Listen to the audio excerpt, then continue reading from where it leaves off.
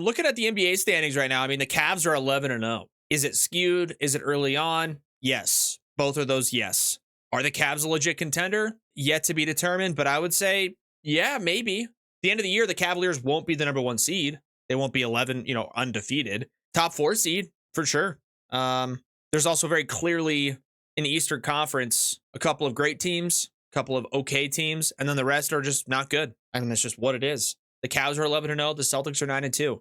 After that, there is not a team in the Eastern Conference in the NBA that has a record over 500. The Pacers are 5-5. They're at 500. And literally every single other team after the top three are under 500. I mean, that's crazy. That's crazy. The Western Conference is substantially better than the Eastern Conference. Substantially better. Title contenders and threats all the way down into, I would argue, the play-in sort of bubble, if you will. The Suns are 8-2. The Thunder are 8-2. The Warriors are 8-2. The Nuggets are 7-3. The Grizzlies are 7-4. The Lakers are 6-4. LeBron's dropping triple doubles, in year 21.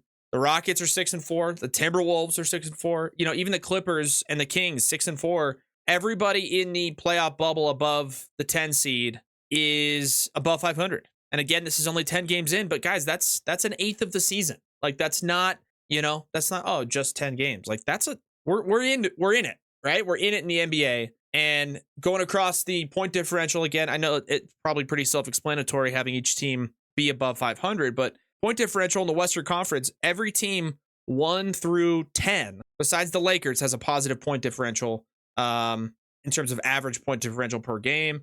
Dude, the discrepancy, that's the best way to put it. The discrepancy between the Eastern and Western Conference in the NBA. I'm not sure what you can do about it, but it's almost like the Western Conference in the NBA this year is going to be the championship side of the bracket. And then it's just going to be like who on the Eastern Conference side between Cavs, Celtics, or Pacers can win out between those three teams. And then on the Western Conference, it's going to be a dogfight, like a battle. Title contenders up and down the playoff bracket on the Western Conference side. I mean, legitimate NBA Finals contenders on the Western Conference. Suns, Thunder, Warriors, Nuggets. Lakers with LeBron. Grizzlies are good. Don't sleep on the Timberwolves. By the way, the Mavericks are competitive, and they're not even in the playoffs right now. So we'll see what happens. But the Western Conference is substantially better than the Eastern Conference. And I'm not sure what the league can do about it. But I don't know if that's good for the NBA, because that's going to end up leaving out a lot of really good teams as you get later on into the postseason bracket, right? And if you did let's say you put 16 teams in the postseason, there's a legitimate chance that if you rank the teams best to worst of those 16 playoff teams, and you forgot about the conferences, 16 playoff teams, you might have 9, 10, 11 from the Western Conference because it's just so much better than the Eastern Conference. Now, I'm not going to say, oh, that's not fair to the teams in the West. Like, it is what it is, man. It is what it is. But if this continues, and by the way, this has been a theme for quite a while, right? But it's gotten worse and worse and worse. And the gap, I think, in the Western and Eastern Conference has gotten bigger and bigger and bigger. But if this discrepancy between the Western and Eastern Conference and the NBA continues,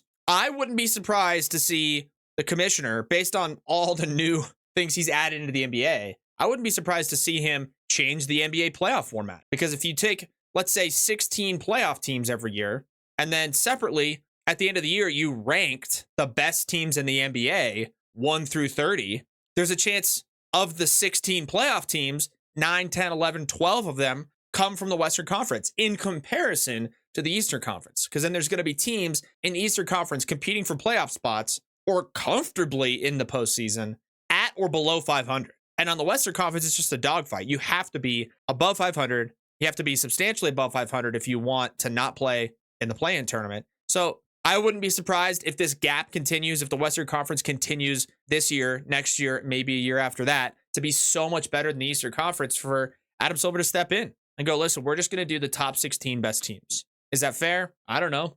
Is it fair for, the Timberwolves to be 7 games above 500 and be a 9 seed in the Western Conference? Meanwhile, the Hornets are 4 games under 500, but they're in the postseason. Like that's not fair. So you got to incentivize the regular season to some degree. On the Eastern Conference side, there's barely an incentive to play well. Barely. But we'll see what happens.